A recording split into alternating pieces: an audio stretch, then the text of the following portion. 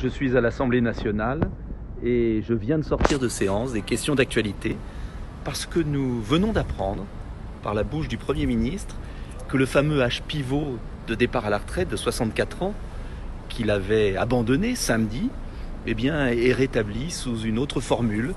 Et figurez-vous qu'il y a un nouveau nom des tartuffes qui nous gouvernent, c'est l'âge d'équilibre. Ah oui, ça change tout.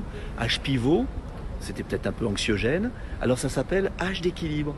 Âge d'équilibre, c'est la même chose. Cela veut dire que les Français partiront avec une pension complète beaucoup plus tard, bien après 62 ans. Et la nouvelle de ce jour, j'étais à l'instant en séance de questions d'actualité, c'est que cet âge d'équilibre sera décidé par ordonnance.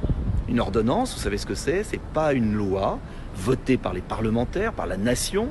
C'est un texte qui est pris en douce sur autorisation législative et qui ensuite peut être modulé comme le souhaitera le gouvernement. Cela veut dire que dans les 5 ans qui suivront le vote de la loi sur les retraites, si cette loi est votée, les gouvernants, le Premier ministre, le Président de la République pourront changer les conditions d'octroi des retraites, pourront augmenter l'âge nécessaire et donc moduler la pension. Le piège du système à points et de cette réforme des retraites est là, devant nous. Nous avons un Premier ministre d'une hypocrisie, d'un machiavélisme, cette équipe est sans foi ni loi.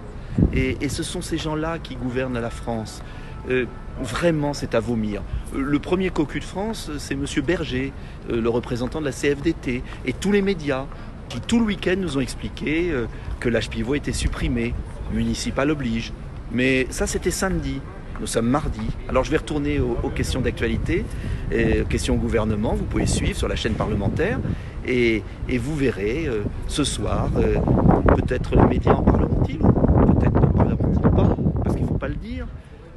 On a une hypocrisie, un mépris, une arrogance de ce gouvernement sans borne. À tout à l'heure.